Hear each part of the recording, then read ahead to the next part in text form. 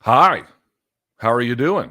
I think this is working. I have my phone here. Othello can text me if there's any issues. How are you doing today? My name is Luke Thomas. This is episode 130 of my live chat. It is the 8th of September. It is actually about an hour after it was announced that the Queen of England died. I don't have a strong opinion about the Queen one way or the other, but today is the live chat. So we'll get to anything you want to get to. Of course, in about 48 hours, a little bit more than, we're going to have UFC 279, Nate Diaz's likely final UFC fight. We'll talk about Nate. We'll talk about Jake Paul versus Anderson Silva, which I think is actually far and away the most interesting thing he's done, certainly up to this point in combat sports. We can talk about Khamzat Chimaev. We can talk about whatever you want to talk about. Your chat as much as it is mine. So thumbs up on the video. Please hit subscribe. And if you follow me on Twitter, you might notice that I said there was going to be some new features today. So let me give you an example of what some of those features might look like. If you are certainly, here's how this works. We go for about an hour or so, right? I'll do free questions. I put a thread up about 24 hours beforehand. You guys fill it up, and then whatever gets ranked at the top, I'll go to. A couple new features we're going to try today. First things first, we're going to try looking at the questions in real time. It'll look something like this. Like that. You see? Actually, I'll do it quite like this. So now you'll be able to see the questions in real time. That's the first thing that we're going to do. The second thing that we're going to try is if you actually put a donation in, which you are certainly under no obligation to do, but if you do, I'm going to make sure your question gets on screen just like this one did. This is not the nicest question, but you get the idea. So a couple of extra bells and whistles here. I don't know if this is a permanent thing we're going to try. I don't know if this is a thing that you like. We are trying this to upgrade the experience for you, to make it more dynamic. The chat's kind of been what it's always been for a long time. I'd like to try and upgrade to some of these features if we can. All right, so without further ado, let's get this party started, shall we?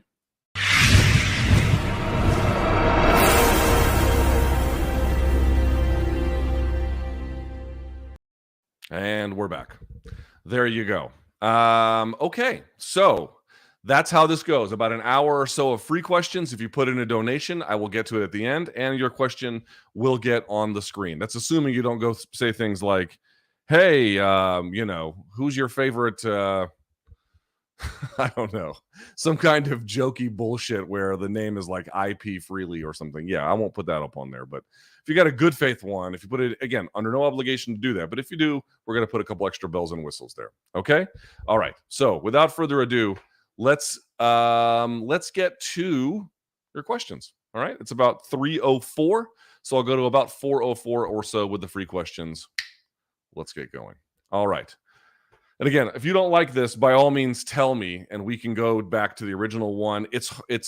I don't know that there's a better system. I've been looking into it. Again, I don't know if this is the system that we'll end up staying with. This is a trial episode, and you can see some other tabs up here. I have let's see, I got the Nate Diaz. This is the fight metric stats, rankings in case we need them, the Tapology page in case we want to look at other fights on there. And then, of course, here are your questions. Folks sometimes ask, where do they go? It's the community tab at youtube.com/Luke Thomas. That's sort of the answer there. All right. All right. So let me put my glasses on because your boy is blind as fuck. By the way, feeling a lot better 2 weeks later. I saw some people who obviously had a lot of trouble with science in high school making some proclamations about why I was or was not sick. I would very much caution you to not listen to them. But either way, let's get this party started. Okay. All right. First things first. I'm going to go and actually, you know what? I'll hit it refresh one more time. And then I'll go to these questions. All right. So this is the order in which it's presented to me. Do you think Nate's late fight cardio is overstated? He has been past the third round just 3 times in his career, all being losses. In only one of those fights did he do anything of note in the later rounds, rocking Leon. This whole idea that Nate beats anyone in an unlimited time fight scenario seems unsupported with what we have seen. Diaz has only won 2 of his 6 championship rounds he has ever seen in his entire career. Not a bad question, actually, but I would somewhat disagree with how you are framing part of this. And sure enough, as soon as I go live on air, BC starts texting me like crazy. Couple things. You could go back to the Dong Hyun Kim fight. Dong Hyun Kim clearly won the first 2 rounds of that fight, and then I thought was losing the third one pretty badly. If that had been a 5-round, not badly, but I thought Nate had won that one cleanly. If you have a 4th and 5th round, it's hard to say exactly what might have happened, but this idea that he would not have come on in the 5th round or in a championship round seems speculative to me, especially given the trajectory of how that fight went. That being said, when you overall look at his career, is there evidence that he is much more dangerous late than not? It's not like his performance elevates to a substantial degree once you hit the portion of those rounds. I don't think that's quite the right way to look at it. But what I would say is perhaps the right way to look at it, or perhaps a different way to look at it, would be that, one, you can find individual fights that were contained in 3 rounds where he was surging late and was obviously did not get the decision, but could have gotten it. The other part is not that he gets higher level, but it's that, and there is, by the way, the accumulative weight of whatever punishment he has or fatigue he has suffered in the first 3 rounds. But a lot of guys have a pretty substantial drop-off in the 4th or 5th where they are just not capable of finding themselves in that way, where they have to kind of apportion offense, or they become a little bit much more defensive or something like that. I just don't think that's a fair criticism of Nate. I think what you would see with him is the reason why he rocked Leon in the 5th is because he still had the presence of mind to throw that 1-2. That's a favorite. It's a very simple, but it's a favorite time-tested weapon of his. He was using it to great effect against Michael Johnson. So the point I'd like to say is, yes, does he become some kind of cardio monster in that moment in time? No, he doesn't do that. And of course, there's going to be some appreciable loss of ability given that you have 15 minutes of fighting already ahead of time, particularly with the cuts he might experience given some of his scar tissue. But that he is still a very significant threat, that he does have enough cardiovascular conditioning that he doesn't really have to apportion his offense. He still might be behind the 8 ball, but the typical drop-off in performance, I don't think he quite experiences in exactly the same way. So his experience, his performance level doesn't rise, but there's enough left over in that 4th and 5th, given his cardiovascular reserves and his sort of battle-tested abilities at this point, where he can still be a considerable threat later. So it depends on what you mean. He's passed over all those being losses, anything to note, except rocking Leon. I mean, that's a fairly big thing. This whole idea that Nate beats anyone in unlimited time fight scenario, yes, that is very overstated. It's not like he kind of holds on for the 15 minutes and then steps on the gas super hard in the 16th minute and he's taking everyone to school. That is very much overstated. But in the typical ways in which a fighter experiences performance decline in the 4th and the 5th, while he does end up taking a lot of beatings, particularly I think more recently, I would still consider him an above usual threat, especially with submissions late in the 4th and the 5th relative to some of his other competitors. Especially, I think, if you weighed like his composure after getting beat on relative to some of his peers. I don't think they would have nearly the same level of composure or cardiovascular reserves. So doesn't turn him into, he's not He-Man or something like that, but he's still very much a threat in certain ways. All right. Hi, Luke. Let's go to this one. Hi, Luke. Diaz is stealing the attention that this could be his last fight, but with Tony's latest run on a loss at the weekend, could we see? There's no we there. Could we see him retire or leave the UFC? We know Nate could fight Jake Paul. What do you think Tony's options are with a loss? Thanks for everything that you do. Yeah, good question. I don't listen. If you've watched this chat for some time, then you probably have some idea what I'm going to say, which is you got to be real careful about dismissing fighters before it's truly obviously incontestable that they're done. I would just be very, very careful with that. But at the same time, what I would say with Tony is I just don't think everything is in his favor. Let's look at his record here if we can for just a second. So let me pull this up. Let me pull up the Tapology page. Here's Tony Ferguson, right? So we look at Tony Ferguson here. So he has the Gaethje loss, which again, to me was a major turning point. That was a huge beating that he took. Did him no favors. Oliveira didn't whip him in the same way, but with the limb extension and everything else, it wasn't great. The Beneil Dariush one, again, I think not the most epic beating, but decisive enough. And then the Chandler one was really kind of bad. Obviously, he got put out completely. No one had ever done that before. What you're looking for is a couple of things. First of all, how old is he?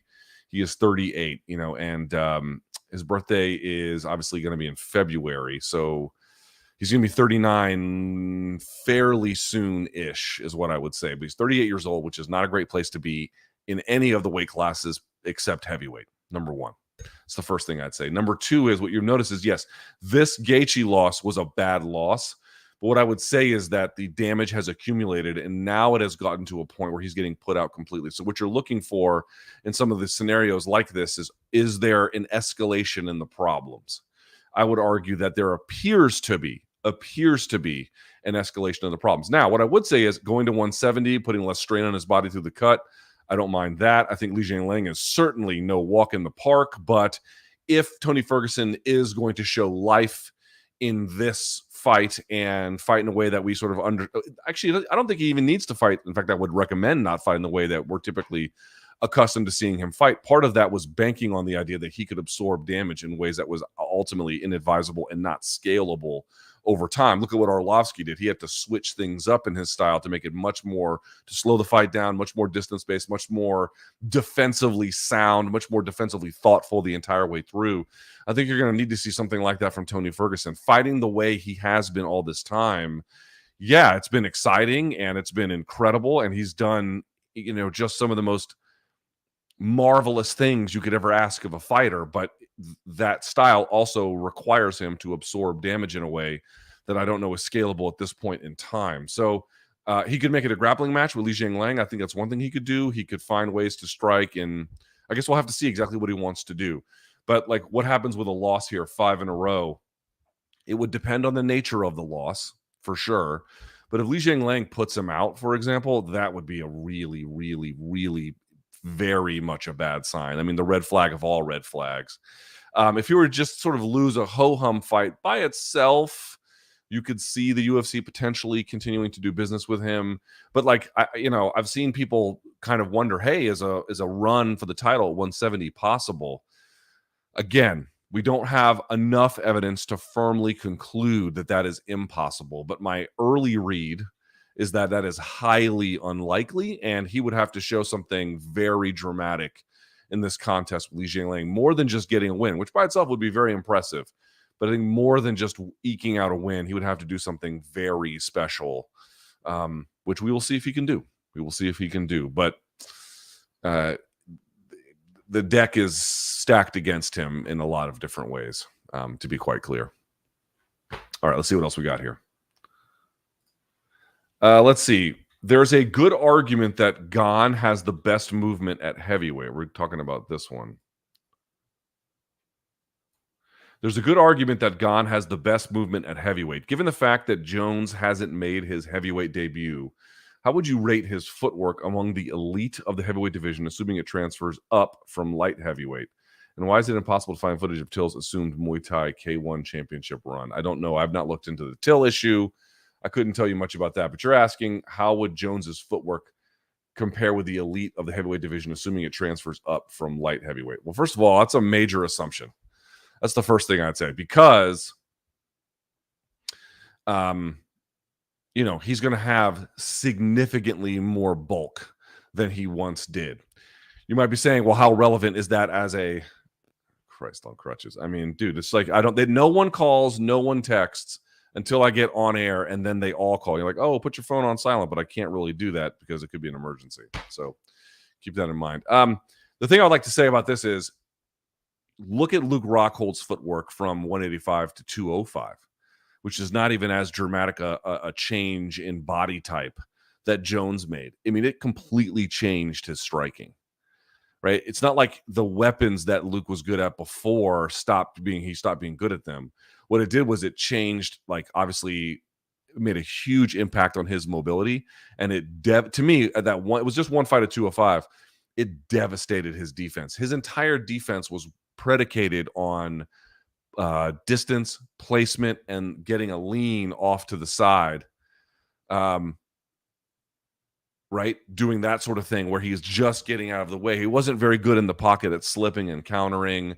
There was some covering up, that kind of thing. But in general, it was leaning out and then circling out and then setting up something from the attack there. He was so flat-footed at 205. He was much more muscular, but he was so flat-footed at 205, he wasn't the same guy at all. So this idea that like, well, assuming he just transfers up, it wasn't like John was bouncing around like Robert Whitaker. He was always somewhat flat-footed.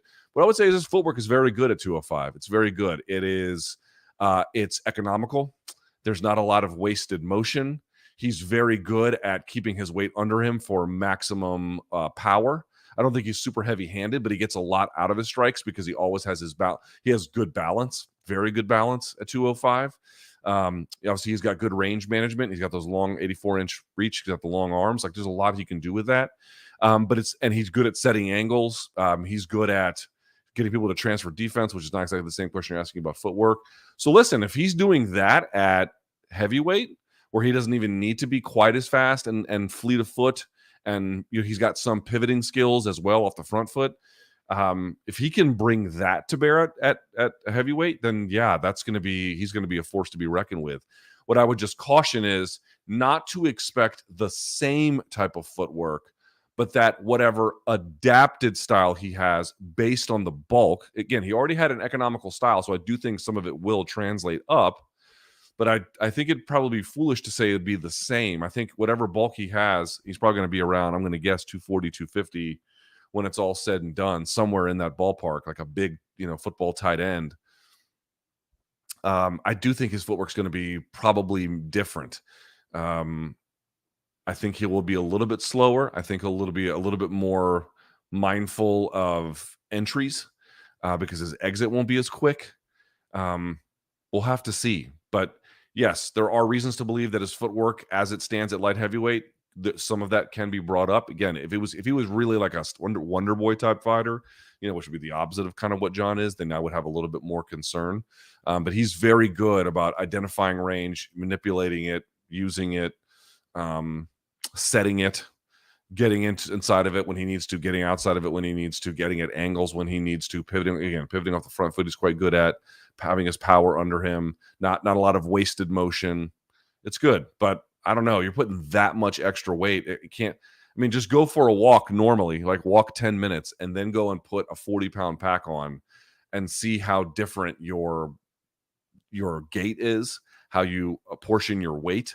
And again, you might be like, oh, well, it takes time to get used to that. Yes, of course. But even then, your body just won't react the same. So that's why I think that's probably wisely why he's taking all this time. But it's about adapting a new system, not just being like, oh, I'm going to be the same fighter I was at 205 up, 40, 50 pounds extra. Like that doesn't work that way. All right, let's see here. Oops. Let's see. Not enough people are talking about this, but with welterweight being tied up at the moment with Leon versus Kamaru 3 needing to happen, do you see a scenario where instead of making Khamzat wait or take another fight at welterweight, they put him in there against whoever the middleweight champ is after Izzy and Pereira fight? No, I don't. I don't see Khamzat or the UFC wanting to wait a year or so for the Leon Kamaru trilogy to end before putting Khamzat in a title fight. Middleweight doesn't have an eye-popping contender at the moment. Khamzat could be that guy if he beats Nate. All right, now they're forcing me to do this. So, sorry. Yeah, no, I don't see that at all. I don't see that scenario as even remotely likely. No, you've got Robert Whitaker sitting there at just more deserving of a title shot than anyone else at 185. Certainly, obviously Pereira's going to get it, but I mean, after UFC 281, Whitaker's just waiting there. So,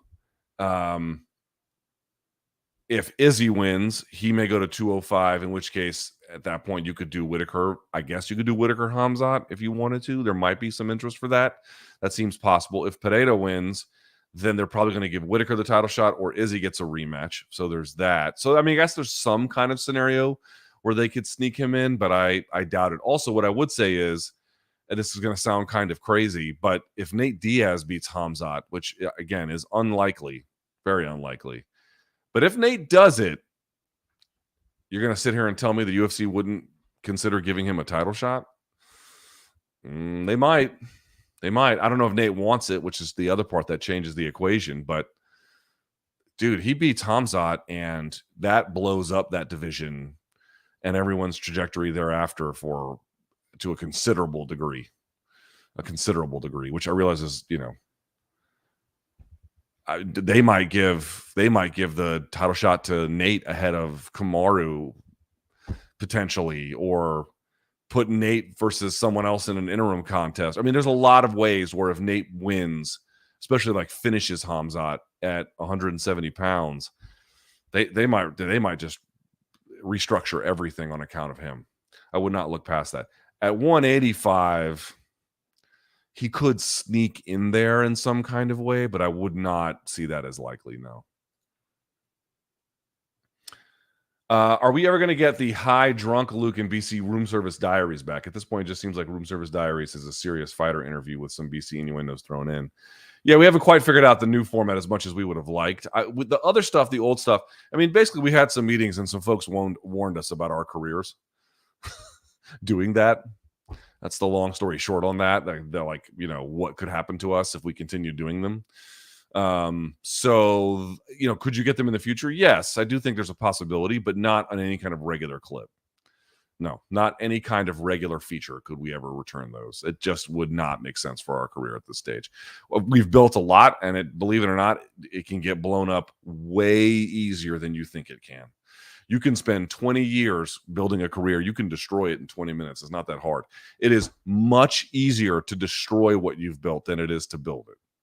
Much, significantly easier. Significantly. You can be your own saboteur far faster than you can be your own, foreman of the construction project, or whatever the proper analogy is. It's so because of those concerns, and because that's a real thing that we have to think about, could we bring it back on a regular basis? Probably not. But to answer the question a little bit more forthrightly, could we do better with the current format to make it a little bit more to bring in a little more levity in a way that I think would be in keeping with some of those traditions? Yes. But we're still trying to we do them so infrequently, and we do them now in ways where we're taking a lot of requests incoming. We've not really done a great job of identifying targets that we want and going to get them. So we've done that a little bit, but I think as we do more of that, or we have repeat guests or something like that, I think you're going to get more of the kind of thing you're talking about. Godzilla just got home, by the way, from school.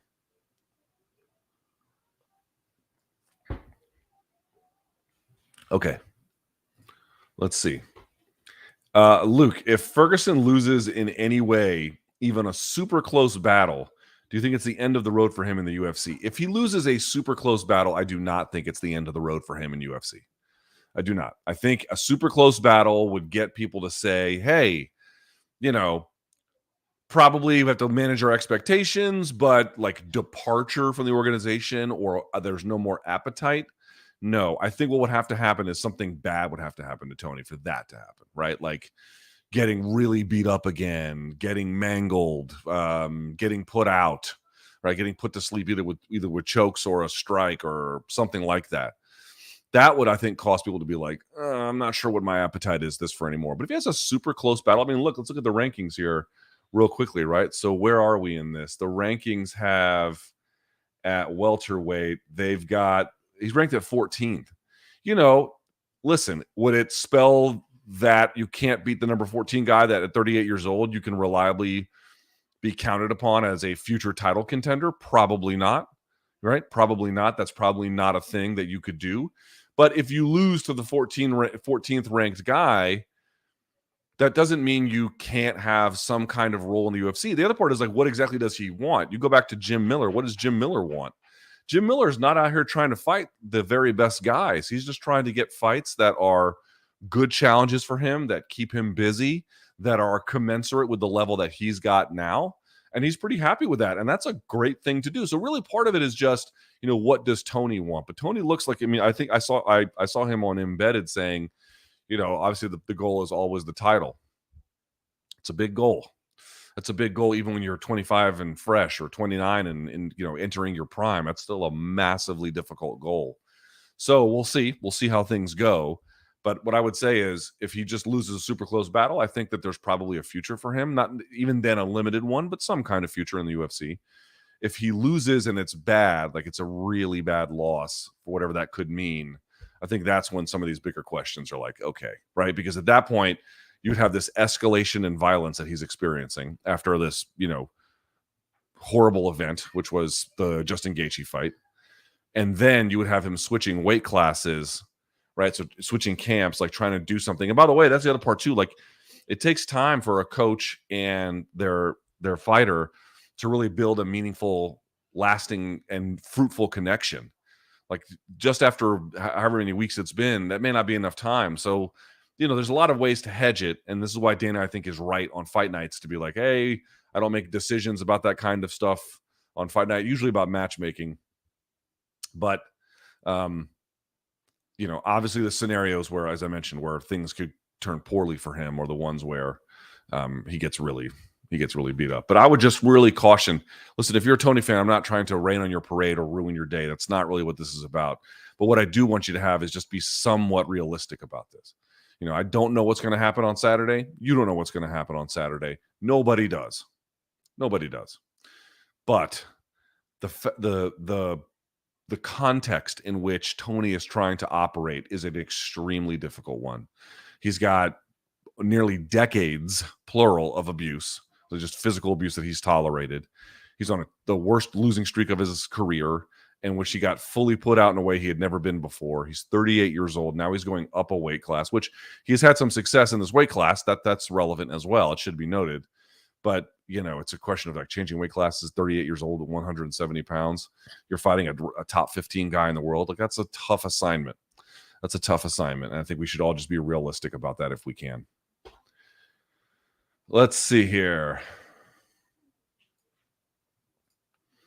Have you noticed how there is now only one male UFC champion that has a grappling-based style? Do you think it's just a coincidence, or do you think the meta is changing? All right, well, let's look at the champions with just the grappling-based style. So, number one, Figueiredo's a little mixed, but I would call him as mostly, certainly has a grappling background. So, is he exclusively a ground operator in that way? No, but I think it's a big key portion of his offense, number one.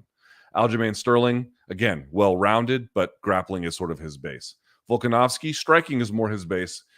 Fair enough. I wouldn't call him a grappling-based fighter, but lightweight there isn't one, but it's Charles Oliveira, who obviously is now well-rounded, but his background is grappling. Leon Edwards, largely striking. Israel, largely striking. I think it's pronounced Yuri. Some people are telling me I'm pronouncing it correctly. Kind of all over the place, largely striking. Francis, largely striking. Amanda Nunes, largely striking. Carla, mostly wrestling. And then Valentina Shevchenko, well-rounded, by the way, has wins off of her back from guard, but is largely striking based. So the first thing I'd say is the nature of your question was about male fighters, but even then it's not quite right, because you've got Figueiredo, Sterling, and Oliveira, where there's a big portion of that grappling is what they do. Of course, Violetta came home and started crying, because what else would she do, right? So first thing is I would just sort of object to the nature of the question. But yes, I do think that it's been going on for a while, but I think that it used to be the case that a lot of fighters, particularly like in the Matt Hughes era, where people wanted to be like really, really good at wrestling and then have enough striking on the feet if they needed it. And I think that has, and this has been ongoing for some time, it's certainly shifted now, where it'd be largely having a striking game and then grappling or a ground game if you need it, if it's relevant for a particular contest, a particular moment or exchange, or whatever the case may be. Right? That's what the meta has overall shifted in that way. You're asking me, has it shifted even more from beyond that, which that meta I'm talking about has been in place for quite some time? No, I don't think it has shifted any more than that. I mean, I think in general, because the fight starts standing, because the ground game, well, you know what? I'll say this, and this is something I've been talking about. Obviously, the fight starts standing. There's been a shift away from grappling in general, at least more balance in general, for quite some time. But the other part is, I've said it before, dude, I don't think the current unified rules and the way in which they ask grappling to count, I don't think it's going to do the sport any favors. People think that because the judging system now is process oriented, that ultimately you're going to get, if you follow that process, more optimal outcomes. And certainly any kind of process that has been ironed out is going to be at least somewhat helpful. I don't mean to suggest that the scoring criteria is in any way, no better than just sort of randomly picking winners and losers. I don't think that. But I do think that even though don't let the fact that it's process oriented blind you from the question of whether or not what is baked into the process is an appropriate consideration, namely how much grappling doesn't count as much anymore and how much labor intensive grappling is in order to get a result. And unless you're really, using grappling for heavily taxing scenarios on your opponent, like riding the back for long periods of time, or ending up in some kind of fight ending scenario, you got to choke, the limb is extended, whatever the case is there, that really the rest of it doesn't matter. To me, that is just so fucking wrong. I very much disagree with how that is looked at.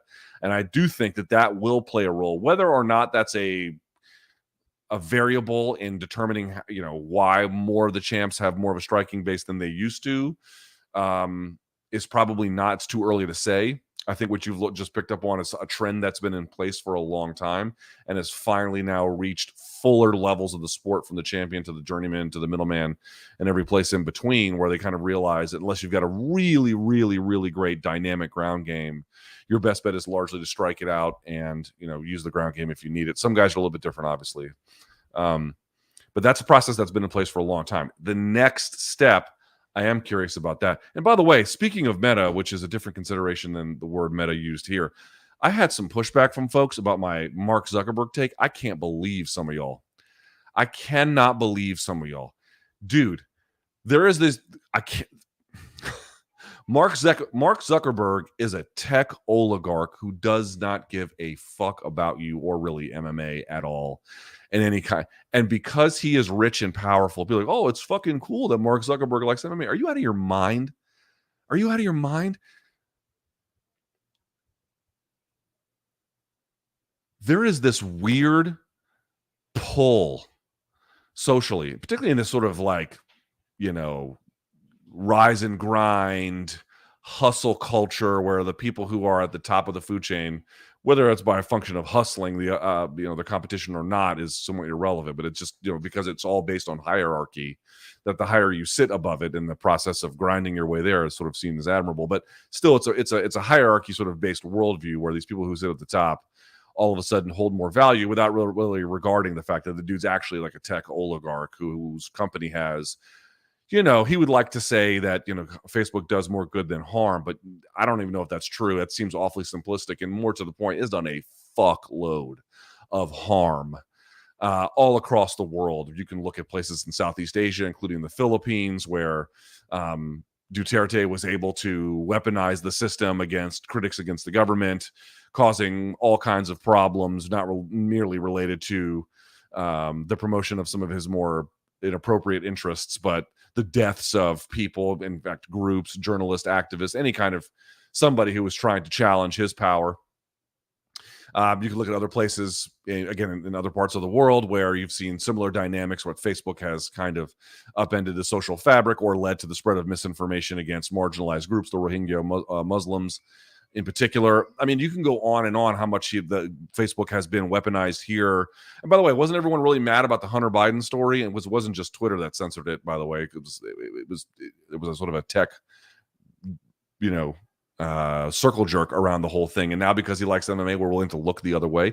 You guys have got to be fucking kidding me with this. Dude, you don't want a guy like that anywhere near your sport. You don't want to welcome him in. You want that guy the fuck out of here.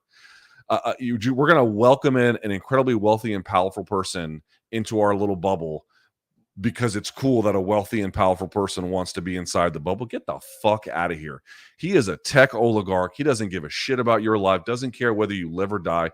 Not sure he really cares about the poisonous effect that his company has had on the world. He's certainly taken it into consideration in ways that you could see clear evidence of reformation within the organization. They know that they have polluted our information pipelines. They know what they've done, more so Google at this point, in terms of undercutting the role of actually valuable media, even in our own market, but with their usurpation of ad dollars and everything else in between. Like, they have been, maybe calling them a cancer in society is a little bit strong, but they have been not great in a lot of meaningful respects. And people are like, yeah, this is fucking great. Be consistent. Be consistent. Are you a fan of the tech overlords who have an enormous amount of influence and say over the kinds of information we get many ways unregulated, not for the better part, but without any kind of serious government constraint on the monopoly, by the way, which is another problem in the tech space. We're willing to just look the other way because this fucking nerd bozo just happens to like MMA and trains at a white belt level. Get the fuck out of here with this. I couldn't be more disappointed in the people in the sport who are like, yeah, this is great. No, it is not. No, it is not. And you're wondering why in MMA in particular, this is true, where you have like belt promotion culture. And again, there's all the social hierarchy based on power and status. You're wondering why in MMA or in combat sports more generally, they just invite whoever into the world to celebrate. Why so-and-so is, I'm not going to put Zuckerberg on par with, world dictators. I think that's probably a little bit extreme. But, nevertheless, not having any discretion about who we invite, because as long as they're powerful and rich, gee, isn't that cool? Man, get the fuck out of here with that nonsense. Want no part of it, not interested in it. That dude has not part of a healthy society, whether it's listen, obviously I can't control his own interests. He can like what he likes. But this this was really cool and nifty, let's bring him in. What the fuck are you talking about? What are you talking about? A guy who has sat at the helm of an organization that has been pumping very serious misinformation into media ecosystems all over the world to help tyrants, to help dictators, to help people who are going after marginalized populations, to undo social fabric, to name any other problems with what he's done related to domestic media survival in its own ecosystem. I could go on and fucking on. And because he likes MMA, this is nifty. No, it's not. No, it's not. You're not consistent. You are not consistent if on the one hand, you are claiming that you are really sincerely concerned about tech oligarchs and what power they have in our society, and then you look the other way because one of those said tech oligarchs happens to be an MMA enthusiast. You are a contradiction. Nothing you say makes sense after that point. Stop fucking doing it. All right. Let's go back to your questions. Sorry, I just couldn't believe some of the reaction. My mentions are always filled with, what about this tech oligarch doing this? And what about our tech overlords doing this? And then this fucking bozo gets out there and throws the most, I've been to class 3 months type of punches and kicks. And everyone's like, wow, isn't that fucking cool? What? What are you talking about? It's the opposite of cool. It made my fucking skin crawl. All right. Luke, I was a bit puzzled. Sorry. I was a bit puzzled that you and BC were discussing bands that rebounded after losing their front man and you not bringing up Cannibal Corpse. Yeah, fair enough. Going from Chris Barnes to Corpse Grinder. Did you just not think about it, or are you not a fan of Corpse Grinder? I was more thinking about rock bands, but yes, that would be a big one. That would be a very big one because actually I like Corpse Grinder a little bit more than Chris Barnes. I know a lot of folks like Barnes better, but Corpse Grinder is great. His solo album, I got to tell you, I thought it was surprisingly good. It's a little more hard rockish than pure metal, which is gonna sound crazy because he talks about like maiming people and putting them into acid vats and shit, which not exactly like radio friendly play. But if you listen to the way the music is constructed, it's definitely metal, but it's a little bit more like the death metal in your face riff fests that you get on Cannibal Corpse. It's a little more slowed down than that. So it's got a bit of a different flair.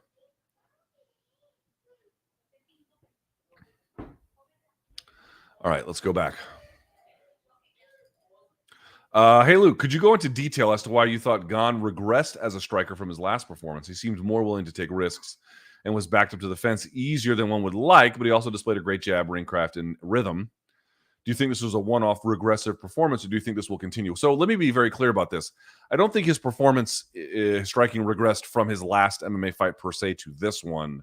What I would say is from his Muay Thai days to this one, you can see he's had to make some accommodations. Also, turns out he was injured. I think his right hand was fucked up after, or he revealed that his right hand was fucked up after the fight. And so I think part of the situation was that. But what I would say is that I really disagreed with BC's analysis yesterday on the show, which was he was like, oh, this guy's finally willing to go for it. I don't really see that as the meaningful way to look at it. To me, what you got was a guy who, was there probably some pressure to perform for the native crowd, and because it was a big main event, and UFC's debut in Paris and all that? Yeah, I think that probably played a role. Again, who knows what role the hand played in ultimate strike selection. But it seems to me that he was just willing to accept more risk and was willing to be and was willing to invite danger in ways that I don't think he used to do, particularly if you look at some of his older pure striking bouts, right? Like when BC sees that as evidence of growth, I think I see that as evidence of trying to weigh competing interests in that moment. I don't see that as growth. Oh, well, he got hit and he got back up. Yeah, that was certainly great that he was able to show resilience in that moment. That was great. Like, everything about that is commendable. But like, would you look at this fight and be like, oh, his striking has gotten better through the course of his UFC run? I don't think that's the conclusion I would come to. Still very good, still probably the very best in that division in terms of stick and move. Like, I don't think it's in any way like regressed in some kind of way where it's like, oh, well, now the rest of the division's catching up. That's not what I mean. That's not what I mean at all. But like, do I think that like over the course of his last 4 fights, this is evidence of it escalating? No, I think he thought he had an opponent who he could take risks with. He did. He paid for it a little bit. And then in the end, he got a quicker finish as a consequence. Not a massive degradation in ability. That's not my argument, but not evidence that like he's, just putting, like he's gotten so much better that they can't touch him at all. In fact, it seems to be a little bit less, which is why I use the word regression. There just doesn't seem to be quite the same sharpness, perhaps intentionally, and again, perhaps also by a function of the injury, that you would have seen from, if he was really minding his P's and Q's and he was really trying to use his abilities to the best of what he could. There seemed to be a decline from that.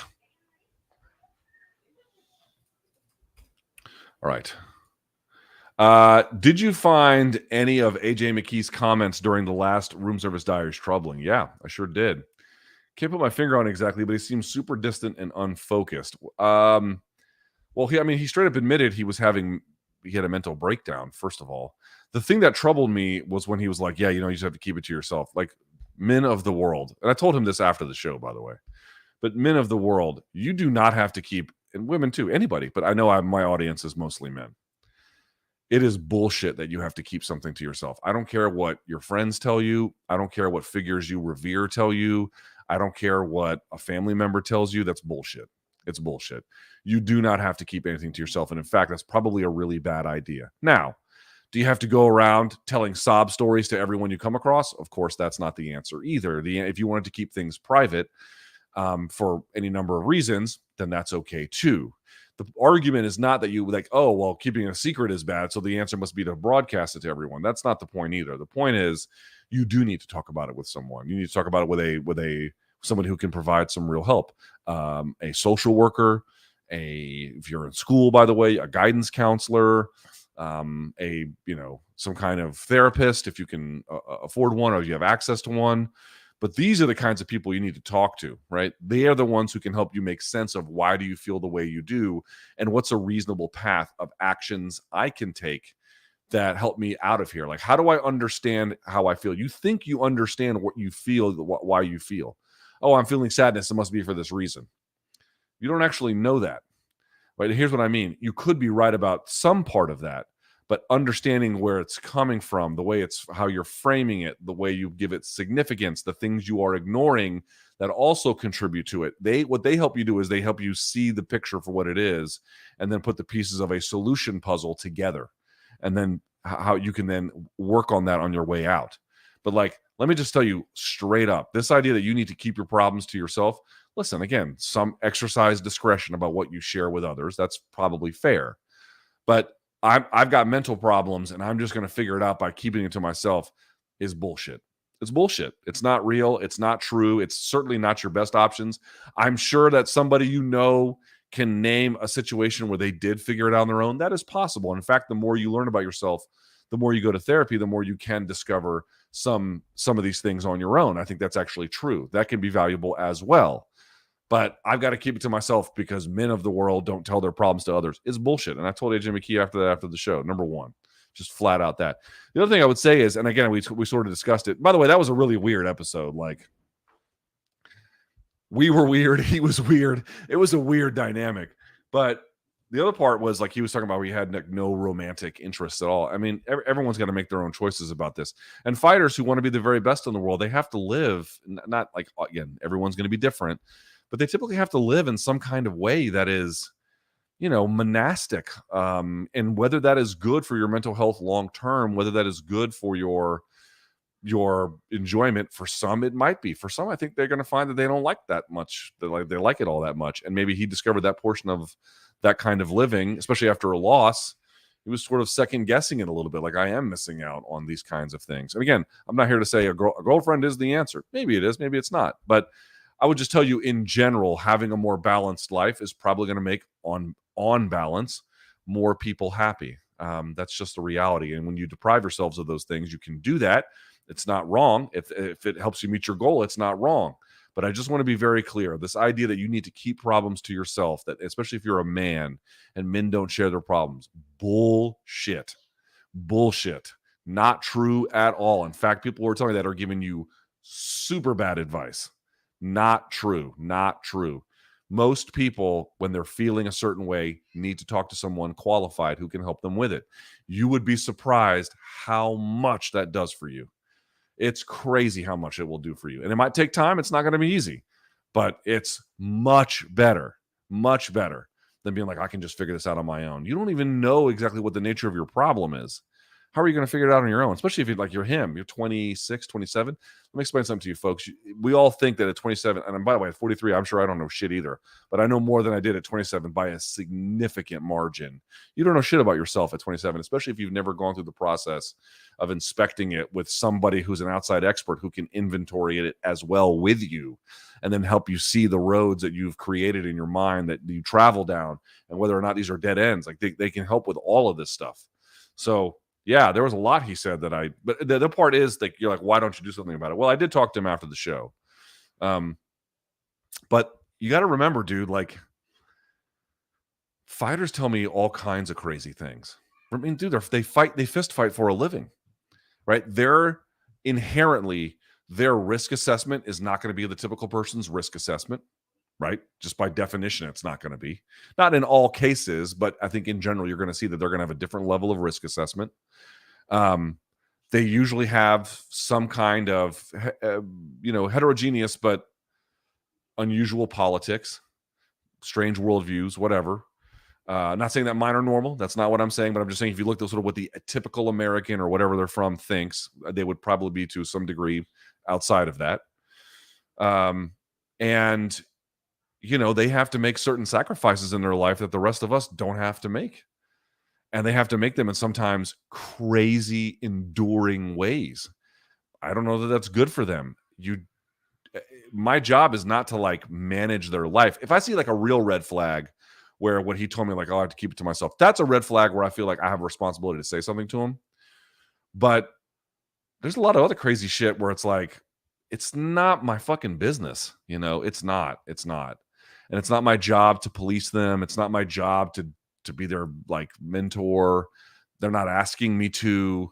So sometimes like what I found is that like I have to be accommodating of those differences as much as I can be. Red flag, I'll intervene. But short of that, they're going to have their own ideas and you have to let that be what it is. Like you don't know better for them,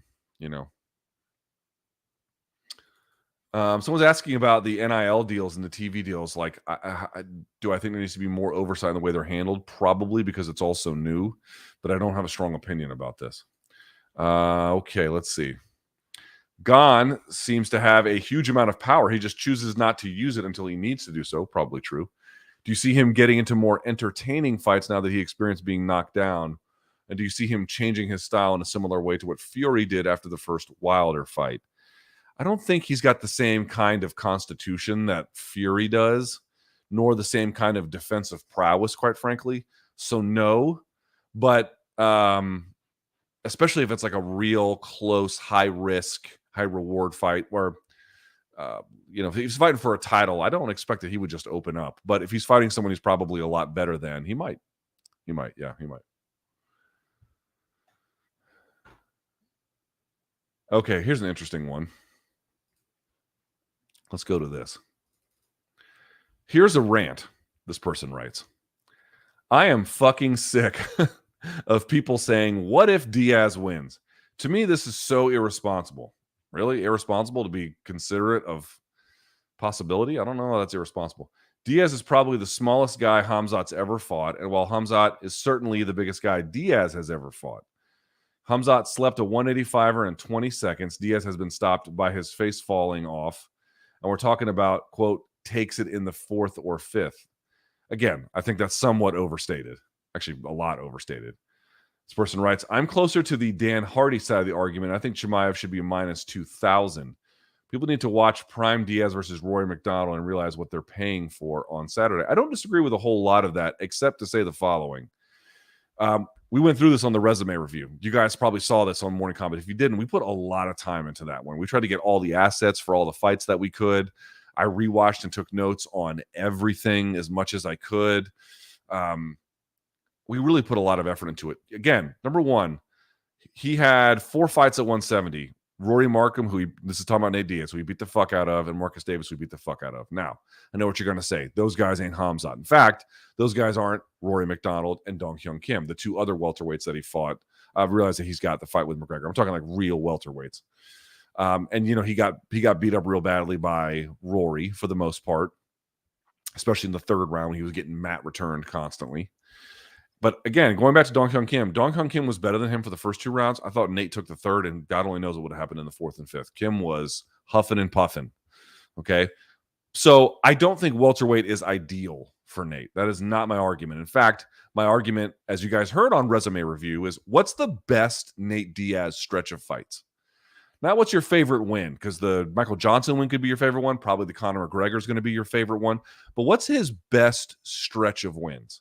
It was actually, in my judgment, when Nate Diaz left welterweight after those 4 fights, after Rory Markham, Marcus Davis, Dong Hyun Kim, and Rory McDonald. And then he goes back to 155 and he beats Takanori Gomi, and he beats him pillar to post in every dimension of the game. Then he beats Donald Cerrone, who was doing a decent job kicking the legs of Nate Diaz, but not enough to really make it count because he got his ears boxed off. And then he followed up with the guillotine choke over Jim Miller on national television. So back to back to back, 2 of those being finishes. I think he got bonuses with both of them and took it to Cowboy. Cowboy flipped him off at the beginning of that fight, and by the beginning of the third round, Nate Diaz returns the favor, and Cowboy just looks at him and goes, yep, kind of got that one coming, didn't I? That's, to me, he's had other good performances, even better ones than that. But that 3-fight stretch is his best. And to me, it's not coincidental that it happened at 155 pounds. I think Nate Diaz can fight at welterweight, but I think he is best suited for lightweight. So while I agree that Khamzat has had power that carried up a weight class, I don't think that Nate Diaz is, while I think he's very much outmatched in this contest, in general, at welterweight, listen to the way I'm saying this. In general, at welterweight, I don't think he's a lamb being led to the slaughter. I don't think he's suited for the weight class, but I think he's got a little bit more life there than people are giving him credit, even if I acknowledge that Khamzat is the massive favorite and deserves to be. I will also, on the other flip side, acknowledge that like this idea that like 4th and the 5th, those are his best rounds, is somewhat unfair. But the 2 things I would say is, one, in the Kim fight, you could make a case that he could have done really well in the 4th and the 5th. The other one is you're talking about getting his face melted off. Well, what I would say is Jorge Masvidal was beating him up real good. I think that's pretty fair. And that was a bad cut, but he was doing decently well in that third round, decently well at times anyway. And the point being is, if that had gone to another, if that fight had been in a different state, Dan Hardy made this argument to me that night. I saw him in the hallway at Madison Square Garden. He was right, I think, when he was like, if that fight was in Vegas, that fight's not getting stopped. Like, they're going to just keep going. And so it was a bad cut, and I'm not here to undermine like what Jorge did. Jorge largely beat him up. My only point is like, I think that there's a little bit of like, listen, Khamzat might go in there and just beat the fucking brakes off of him. And that actually is probably your likeliest thing that happens. But I also feel like one lesson I learned from doing the resume review was like Nate lost the fights that he lost. Like the other person was better that night. But there was this kind of what you end up getting is this inevitability talk where because it's kind of inevitable that Benson Henderson was not going to fold, because it was inevitable that, Rory was just too big and too strong, that there's nothing redeeming about what Nate could do in those fights or in those weight classes or whatever the case, that situation. And what I found was that there was moments, or particularly in the clinch, I noticed it with Nate Diaz in the clinch is far better than I realized. And I got a much stronger appreciation for that, having watched all of those fights back again. So what I would say to you is it's totally fine to have, I think, a reasonable degree of alarm for this fight, to be a little bit worried about Nate. But there's a little bit of infantilizing him that I don't support. A minus 2,000 favorite, I don't really agree with. Again, Chimaev should go there and whoop up on him. He really should. But I see people also talking about Nate like he is some, that some street thug is going to fight someone disabled. That is not, to me. MMA has way too many variables. It is way too chaotic. And for a guy who, certainly against Burns, fought as undisciplined as he did, he should still go in there and beat the shit out of Nate Diaz. I think that's the likeliest possibility. But I think it's a little unfair to Nate to just infantilize him this way, like he has no agency in this. And this is borderline reckless matchmaking. I mean, I guess we'll see what happens in the end. If he ends up taking a massive beating, then we can revisit this conversation and I'll walk it back. I fine. It won't be the first time I'd be wrong, and it won't be the last. But I don't know. I get a little bit of a sense that there is this infantilization of Nate Diaz and what he's in for, that while I recognize he is very much outgunned, I don't think it's unfair to be like, yeah, what if Nate Diaz wins? Dude, crazy shit in this sport happens when you least expect it. It's just reality. It's way too chaotic, way too many variables, way too difficult to scale, especially if you fight undisciplined. Khamzat might not, but if he does, it's worthy of consideration. All right. Let's see. Luke, let's imagine Nate gets the upset and finishes a tired Chimaev in the 5th round and shocks everyone. How do you see things playing out after that in regards to Nate's future in the UFC? Does he have leverage? Yeah, he'd have a shit ton. And what about happens to Chimaev? Would this affect his stock worth in the eyes of the MMA community? I think it would be devastating for Chimaev if he loses. I think if he wins and then he looks kind of bad or something, that would not be great for his image, but it would not be so devastating, right? Because it'd still be the W. Nate would be the legend of Nate Diaz being tricky would play a role or something. There would be ways around it, right? It would not be so punishing as a albatross around his neck. No, I don't think that's true. But what would Nate get? Let me tell you something, folks. And I saw people being like, oh, the UFC's been nice to Nate Diaz for a while. Folks, that is just not really true. It's true that they have expressed more public comity in the last few years than they have, over the last 10, let's say, right? That's probably true. But this idea that, like, absent what he said about Nate not being a needle mover, that they've largely been nice to him and that they've largely been very accommodating of him is just total bullshit. It's not true. I have noticed, I don't know if you guys have noticed it, like it seems to me that the relationship between Team Diaz and the UFC has thawed of late. Not just this week, but, more recently, let's say. And I don't think it's an accident. I think that they would like a world where Nate re-signs with them. I don't think it's all that likely.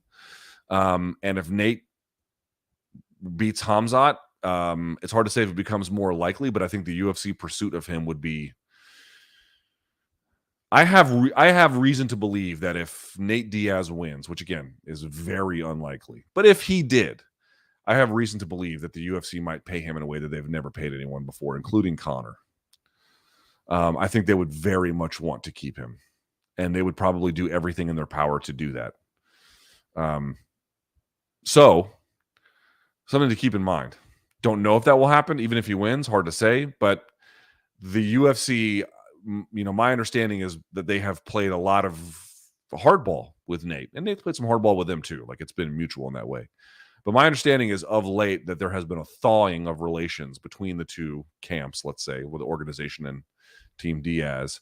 and that especially very recently, there have been a series of events that have taken place behind the scenes that would make one indicate that they would want to keep him. But the reality is, dude, I mean, if Nate beats fucking Khamzat, the UFC could back up the Brinks truck and it might not matter because, again, folks understand how the contract works. They would have, for the moment that it expires, they'd have a 90-day exclusive negotiating period where Diaz couldn't negotiate with anybody else. And then after that, they would have roughly a year to match. So he could negotiate with whoever he wants at that point. They would have a year to match. Now, the caveat to that is they have that with everyone's contract and they've never really exercised it. But, Nate goes in there and beats Khamzat, however improbable, but let's just say he does it for the sake of argument. You mean to tell me they're just going to let him go right away? I mean, they might, but one wonders if they might, for the first time, try and match whatever anyone else did. I think they would try and match anything he could get from a Jake Paul fight, right? If he had a deal in place, let's say Jake Paul gets through the Anderson Silva fight, which, by the way, I'm of the belief that, Anderson Silva should not lose that contest, and that Paul getting stretched is, again, I don't know if that's the likeliest scenario because there's a lot of ways that fight could go, but is definitely on the table, and on the table in more than such a way as it's possible. I would consider there to be a fair degree of probability to that. I think Jake we'll see how much growth he has had since the second Woodley fight, but I think he has, based on what I can surmise, I think he has taken on a level of difficulty that he can't handle and doesn't seem to realize that. But we shall see. I don't know that to be true.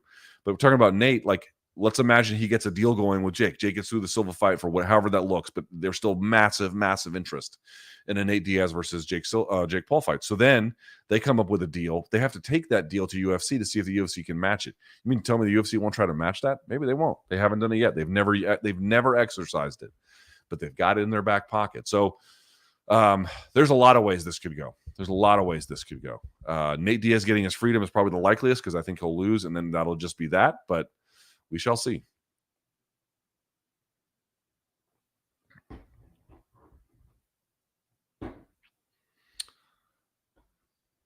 Let's see. Let's try this one. Luke, the group OutKast is already a legendary group, but do you think they would be bigger if it was Andre 3000 and Killer Mike instead of Andre and Big Boy? No, I don't think that. No. I like Killer Mike. I like Killer Mike a lot. I've seen him in concert a few times, but no. No. Let's see. Let me get some ones I can get a good answer on. How about this one? What are the odds we ever see personalities like the Diaz brothers in the UFC again? It seems like the UFC brass learned a lesson, but also people who go against the establishment have all the information needed to justify staying away from the UFC. I don't think they would stay away from UFC, though. For the vast majority of these guys, the biggest money they can make is still going to be inside of UFC. The problem is just that the way in which they should still be making a lot more. The constraints of the industry make that their best option, but hardly the optimal outcome, right? So that's the issue. But no, I don't think you're going to see personalities like the Diaz brothers. Here's what I've been covering the fight game a long time, and think about all the trash talkers you've seen. For me, the three biggest ones that would stand out would be Ricardo Mayorga and Chael Sonnen and then Conor McGregor. They're all trash talkers in their own way, but they're very different people. They're very different identities. They had very different careers. In the case of Mayorga, a different sport. And you're like, oh, how much shit did Mayorga talk? Dude, Mayorga told De La Hoya he was going to drink his wife's breast milk in front of him. My man got salty on the microphone. Okay. What you have to realize is interesting new people will always come along in the funnel of life. They will be here. You will see all different kinds of folks come through, and especially in MMA, where it's just this Mos Eisley Cantina, this repository of crazy ass people. You're always going to see that. But the Diaz brothers, you just won't. And you'll see other brother tandems. You had Mark and Matt Hughes for a very short window. On the Contender Series, you had the Bonfim brothers, who look like they're fucking amazing. I don't speak Portuguese, but who knows what they're like in their native language. But the point I'm trying to make here is you will see people like the Diaz brothers again, whether it's a brother tandem or people who are anti-establishment in that way, you are not going to see people like Nate Diaz in the very specific way he is ever again. Ever again. You have to appreciate people for who they are while they're here. That's why people say it. It's not cliche like, oh, they're around, let's be nice to them. No, dude. You are not going to get people who are as uniquely beloved, iconoclastic, talented, cross-generational, regionally specific in all the things and all the ways that anti-hero way that Nick and Nate have groomed an identity. There'll be other anti-heroes in the future, but they won't be like Nick and Nate. We'll also have incorporated into like sort of West Coast, street kind of gangster quality, right? They've got that kind of whole thing going as well. They are very, very unique in that regard. No, you won't see that again. You won't. You really won't. Now, and it's been this way, like whoever you like, whoever you out there you appreciate, make sure you appreciate them in a way that they can feel while they're doing what they're doing. Now is the time to appreciate them. It's a bit late even for Nick and Nate if you're just getting around to it, but you've got to appreciate people while they're here doing what they do. You will see trash talkers in the future. You will see anti-heroes in the future. And you might like those other trash talkers better. You might like those other anti-heroes better. Fine. But you're asking me, are we going to see people like the Diaz brothers? You'll see people like them. You won't see people a whole lot like them. All the different unique eccentricities and everything else that they have in that weird package they put together, that's just them. That's just them. So, like what you like and dislike what you don't. But to be very clear about all of this, life will throw at you so many new things. And what I mean to say is there'll be this constant wave of new people, and they will have been influenced by the people that came before them. So the types of things that you see from the Diaz brothers, the types of things that you like about them, you will see that reflected in future fighters. But the unique package and the ways in which they put it together, that will go when they go. And you probably won't see anything like that ever again. All right, with that in mind, let's try out this new feature, shall we? Let's see what we can get with the starred comments. All right. So if you want to leave a donation, you are certainly under no obligation to do so. But if you do, I will get to it. And I will put your question on the screen in the process. Right. And then I'll do a quick, fast, rapid fire at the end here. All right. Very quickly. Let's go through these. So John asks, what do you make of Diaz's slurred speech over time? He seemed to be much more clear with his words when he was younger. Yes, before all of the brain trauma, he had clearer speech. I can't believe it. To answer your question, I don't think his speech has been, well, with Nick, I don't know what quite the answer is. With Nate, he still seems pretty lucid to me. I will also tell you that, like, in general, through aging, your speech capability can be compromised. I think I've noticed cognitively mine's not nearly as good as it once was.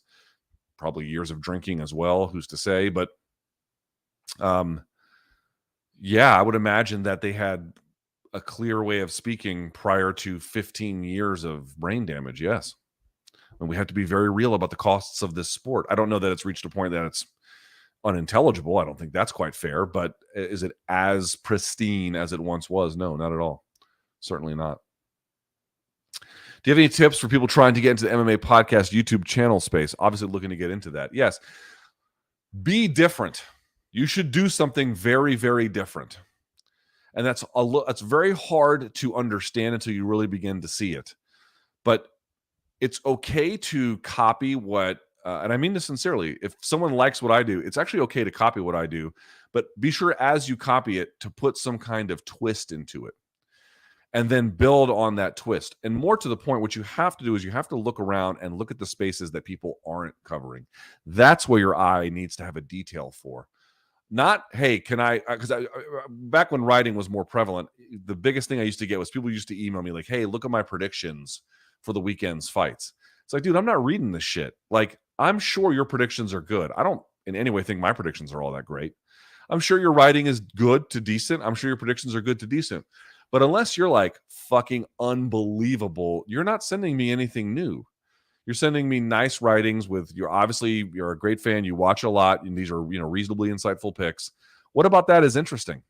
There's a lot of people on staff at all these various websites that can do that. You have to do something that they cannot do or that they don't do well enough. You could say, well, mine are even better, but they're only going to be marginally better.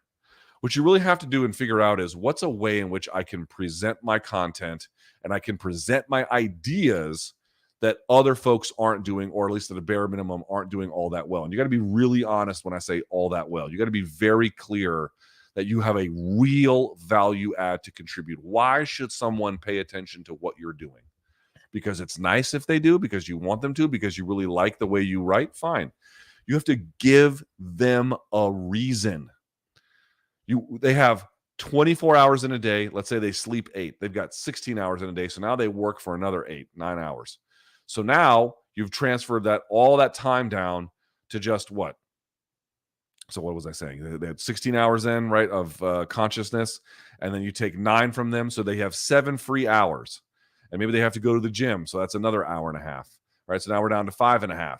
And then they want to watch their favorite movie that day because it came out on streaming. That's another 2 hours. Now they got 3.5 hours. And they want to go hang out with friends. That's another 2 hours.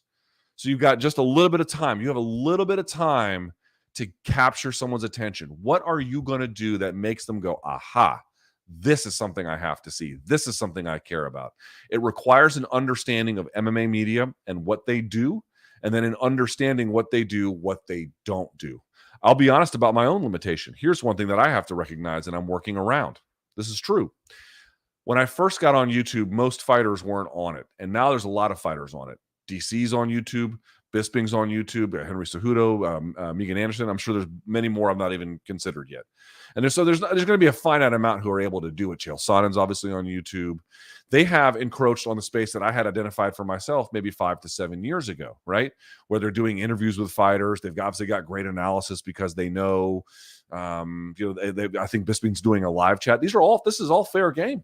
It's all fair game, right? So now I have to realize, what can I do differently to capture a new audience and appeal? And there's a couple things we're working on behind the scenes, one of which is getting back to the fight breakdowns, because I think I can do that in a way that, not that they couldn't, but I think I can deliver the product in a way that I don't think that week over week they could, or that they're able to or willing to, I should say, is probably a better way to do it, because obviously their fight knowledge is great. You have to think like that. What is going on around me? Where can I contribute value? And how can I do it in a way where the rest of the ecosystem, it's not accounted for? And not just different, like, oh, they don't do it this way, I'm going to. Different in a way where I want that. I can do lots of things different that no one gives a shit about. It's just different for the sake of being different. You have to be different for the sake of being interesting. That's your task. All right, let's do this one. Andy writes, "Hi, Luke. I'm not sure how much longer Dana plans to stay around. Who do you think would be a good fit to replace him?" I don't think Dana can be replaced, not in the way that which you understand him. Dana cannot be replaced like, hey, we can just get another guy who can go and have the relationship with the media that he does and be the sort of figure that he has been and all the things he's done to establish himself. Like, a lot of it, UFC, they make it look like it's on autopilot. But what I mean to say is, dude, Dana used to have a much different job.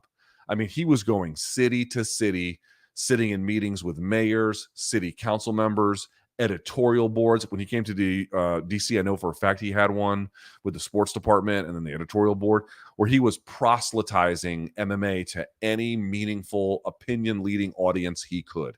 And this was like a passion. This was like, I mean, he was living unhealthy, trying to just go day after day, private jet after private jet. And it sounds glamorous and fun. That's back-breaking work. I think it affected his health and everything else in between. Why do I bring this up? He doesn't really need to do that anymore, and he doesn't do that anymore. So replacing the current version of him is maybe perhaps a little easier. Who would it be? I don't know exactly. I think Chael Sonnen's probably the best at that, but I don't know if he's interested or if that would be a thing. But like the way Dana used to be, that guy is basically irreplaceable. And I think in the current version, do you need someone to do the more, light-hearted version of what he's doing? You don't really need someone in that sense. I'm not saying Dana can just be fired tomorrow and the UFC wouldn't miss him, but I don't know that they would have to like, who are we going to do to find, what are we going to do to find the replacement? It's a little bit easier to think about that now because it's not as important a need. It would have been nearly impossible 15 years ago. Justin writes, why do people bring up the 4th and 5th round for Nate when he has no finishes in those rounds and has never won a fight that has gone 5 rounds? Again, we've been kind of over this a little bit. I think it's a lot of, Diaz myths being spread about, but I want to caution folks, this idea that he can't do shit in those times, that, he's just as ordinary as he is any other time, I think is slightly misleading. Slightly. All right, who do we got here? From Finkster. Let's see. Given that they both seem to be stuck at second best in their divisions, how feasible might Colby versus Whitaker be? And who do you figure would be the victor? I don't know where Colby's at. I got to tell you, I got a high opinion of Robert Whitaker. I think Robert Whitaker could do really well up at 185. Or in this case, what am I saying? 185, 170. Or Colby at 185. I think Whitaker might win.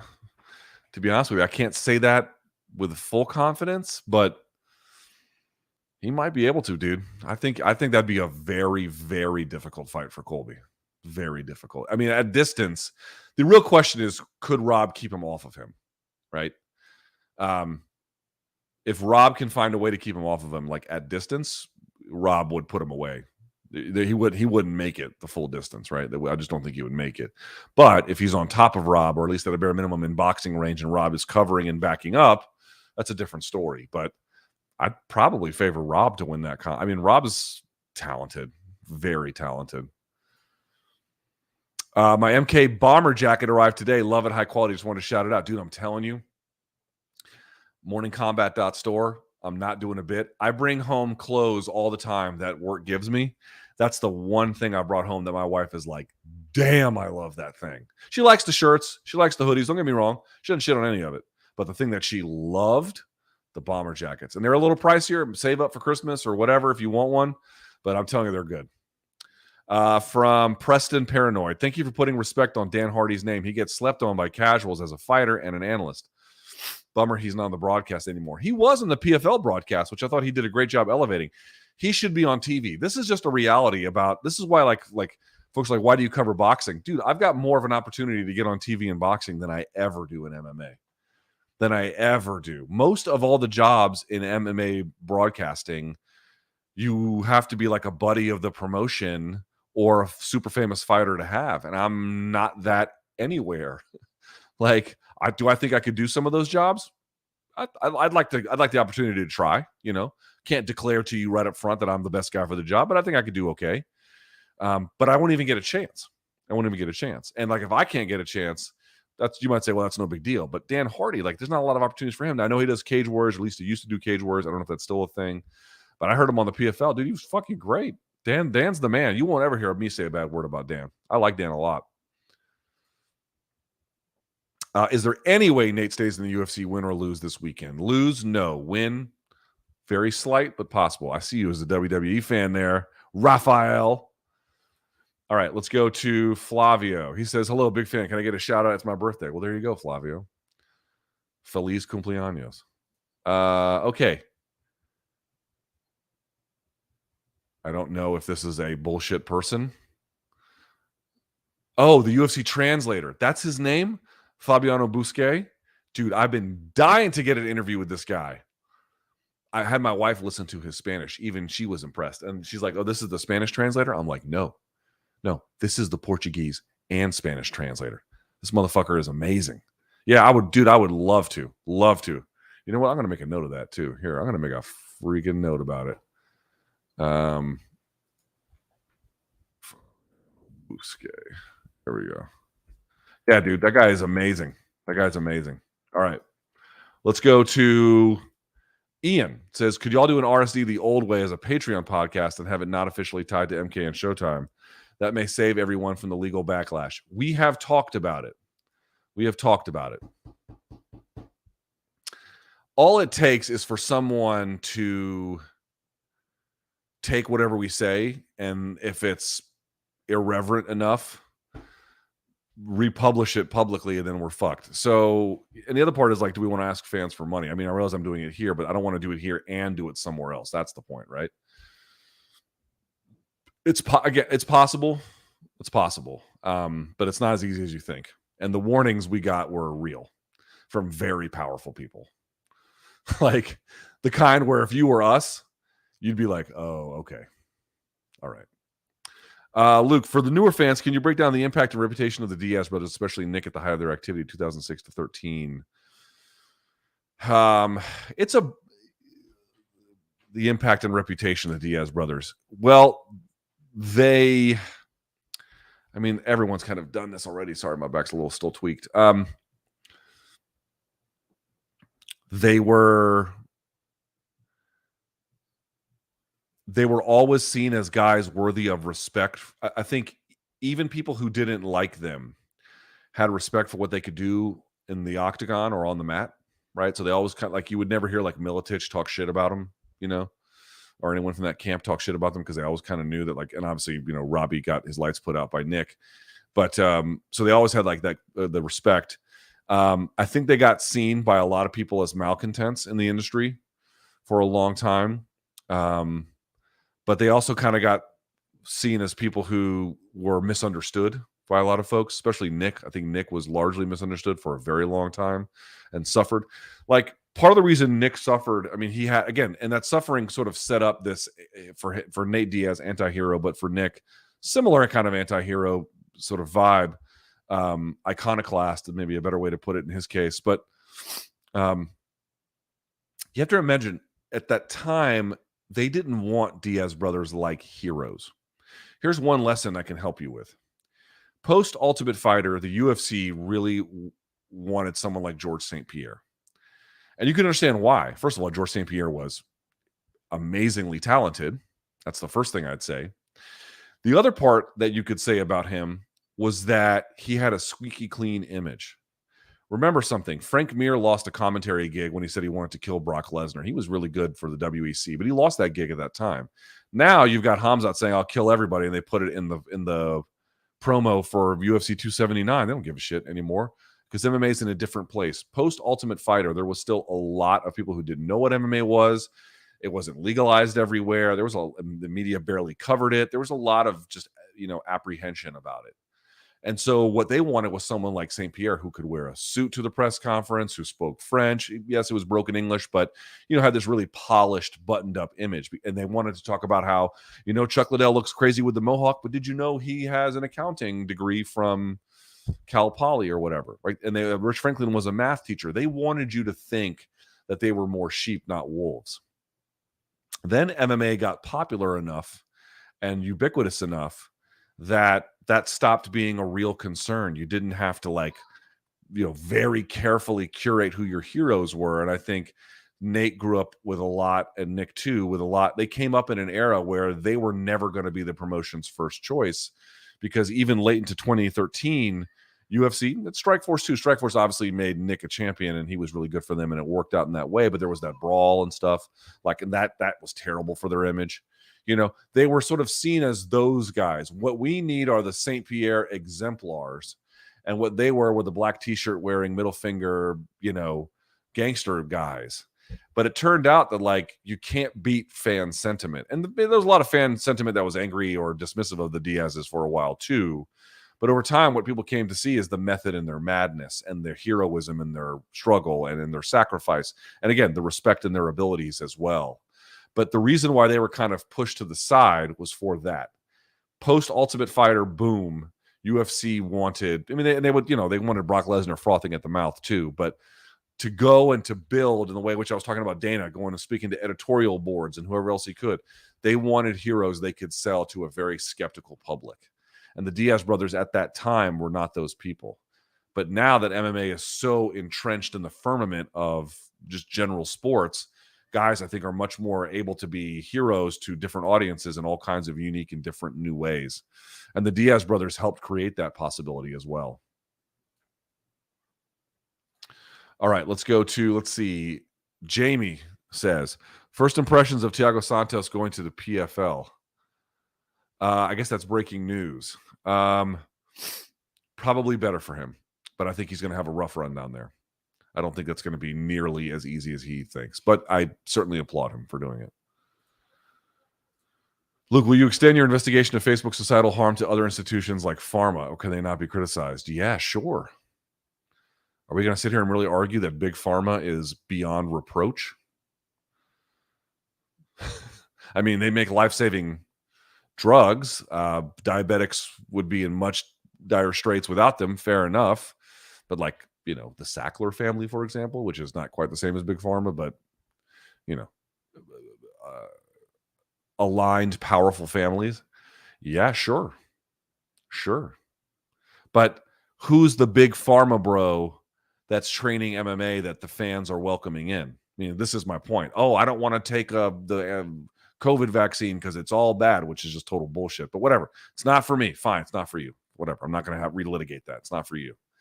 But you mean to tell me if the CEO of Pfizer was, or Moderna or something, was a big MMA guy and was like tweeting about it, everyone would be like, yeah, this guy's fucking great, actually. I mean,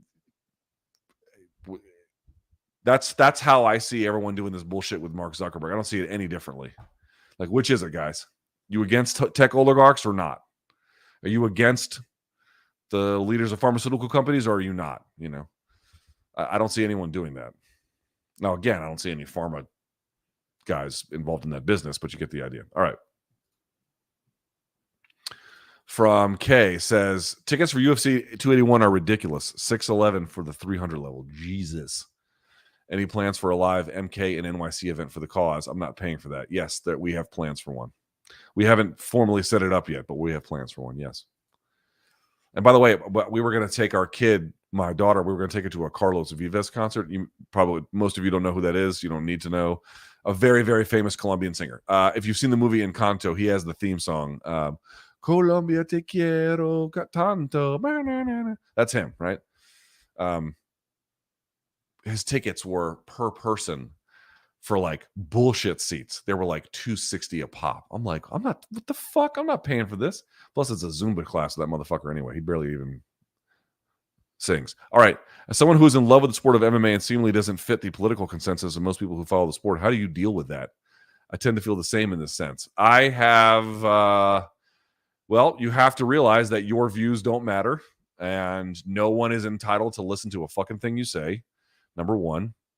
Number two, if there is a reason, or excuse me, if most people in the sport don't share your views, there's probably a reason why those kinds of people are attracted to the sport. I would also argue that the other folks need to be more considerate of the idea that like there's a diversity of people who do like it. But how do I deal with it? Before I used to be much more willing to kind of try and impose my worldview on things. And I think when relevant, I will try. But I have been much more accepting of the idea that like I'm more of a guest in their world than the opposite.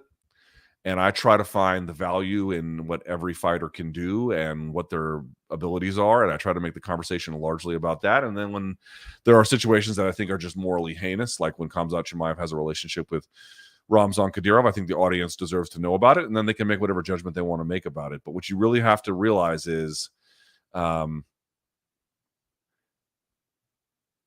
the world doesn't owe you. If what you really need are activities where your worldview is supported, then maybe MMA is not for you. And I'm not even saying that like as an asshole thing or that you should go. That's not what I'm saying. Like I think there needs to be all kinds of different groups who like MMA. I think it'll make MMA better, to be honest with you, from a recruiting athlete standpoint, if for no other reason. But in general, like the more people that like MMA, the better. I think that's generally true. But if what you really need is your worldview spat back to you for you to be happy, then it's not for you. I don't need that. It'd be nice, but I don't need that. All right, let's go to, let's try this one from Trix. Would you say Nate's BJJ is a bit overrated, being that it's almost never utilized, save for a couple of big wins? Again, same question about me. Yes, you tell me what you think I am. But to answer the question about Nate, I don't think he has like crazy attacking jiu-jitsu, at least not an attacking jiu-jitsu mindset. But do I think he has good jiu-jitsu when he needs it? Like, yeah, he's got very good jiu-jitsu.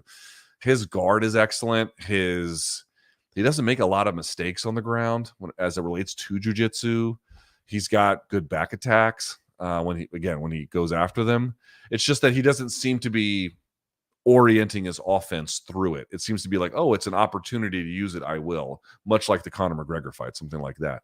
Like, remember, who took that fight to the ground? Conor. Same with the Jim Miller fight. Who shot in that fight? Was it Jim Miller or was it Nate Diaz? It was Jim Miller. Jim Miller shot in that fight. So keep that in mind. Just someone here saying thanks, dude. I appreciate it. Let's see, what do we got here? From Zach, hey, LT, big fan from Algeria. Want to ask, since you're a fellow Army guy, not an Army guy, do you have special love for fighters who were in the Army? Brian Stan was not in the Army. He was in the Marine Corps. Benoit Saint Denis, thanks and stay frosty. Got to tell you, if they were in the Air Force, I don't really give a shit. I have no relationship to the Air Force at all. I'm not even bagging on the Air Force, but like, do I like feel kinship over guys who served in like even the fucking Navy? Like, not really. Unless they were in the Marine Corps, I don't really give a fuck. Brian Stan, obviously, I share a kinship with. Kyle Stewart, who fights for Bellator, same thing. Because he was in 0311. He was a fucking grunt. Yeah, like those bubbas for sure. But like, oh, I was an admin guy in Fort Eustis for the Army. Like, this means nothing to me. No. I'm going to put this up just because it's funny. Luke, does MK really need BC? Find him quite annoying. I think the MK brand would be better with someone else. No, I'm not a hater. Sir, you might be. I could never imagine doing that show with anybody else, nor would I even want to try. He's the man. Oh, and by the way, big thanks to this dude for the super sticker. Thanks, Joseph. I appreciate it. All right. So here's what we're going to do. I want to know what you think about this whole thing. Whoops. Add to stream. I want to know, about this. Did you like this whole thing where I went back and forth? Did you like it when I showed the questions on screen for the live, for the paid portion of the chat? Did you like that kind of thing? Let me know. So you can shoot me an email, lukethomasnews@gmail.com. You can leave a comment below. Do you want to see more of this kind of thing? Because if you like it, I'll keep doing it. If not, we can go back and do something else. But I really want to make this a more dynamic viewing experience for you. Yeah, that's what I really hope to do. Okay. So I appreciate you guys watching. Thank you so much. Thumbs up. This will be on podcast up tonight. You can catch it Friday morning if you don't want to, however the hell you want to get it. And I'm just so grateful for you guys. I'll be back. I'm going to do a Tuesday live chat because it's going to be the UFC's it'll be post pay-per-view. And you can catch me Monday. I'm going to be at the Jake Paul Anderson Silva presser. Plus, we might have a very special RSD that day. But we'll have to see. We'll have to see how things go. But lots of good stuff coming your way. So thank you guys so much for watching. I appreciate it. Oh, quick rapid fire. I almost forgot. I'll do like one or two real quick. Let's see which one has. Oh, here we go. Luke, you said Tui needs a new part of his game in order to reach the next level. Could conditioning be that element that he needs? Could be. I don't know if that's. I think it's more skill development. What happens if Jake Paul somehow loses his next boxing fight and how it affects Nate's future? It could blow everything up completely. I don't think folks are really wrap their brains around that. That's a real possibility. Let's see. If Chimaev can't finish Nate in the first round, does Nate KO him in the fourth? No. Or again, at least highly unlikely. Let's see. We got an 8-1 here. Luke, when did rankings or win streaks become less important in the UFC? Because it seems almost any fighter who can talk on the mic or have a style Dana likes, they get bigger fights. That's always been the case. The rankings have somewhat slowed it, but that's been the case since day one. And we'll do one more for fun. Oh, here we go. Feel free not to answer. Do you think you will have another child? I have a 2-year-old and my wife and I are considering keeping it at one child. We're tired as hell. And she's the perfect kid. What are your thoughts on one versus multiple kids? People tell us to have another one. We might adopt. My wife's 44. And so there are some health risks associated both with the child and the mother when they get to that age in terms of natural childbirth and the pregnancy itself. And we live in a place, obviously, where, women can still get health care in the way that they should be able to get health care, which is not possible in every state. But in general, I don't know that we want to risk it for her health or anyone else's. I think we might adopt as a possibility. All right. So there you go. That's it for me. Appreciate you guys watching. Give me some feedback. Let me know what you liked. Let me know what you didn't like. Let me know what else you want to see. LukeThomasNews@gmail.com, or just leave a comment below. And until next time, stay frosty, friends.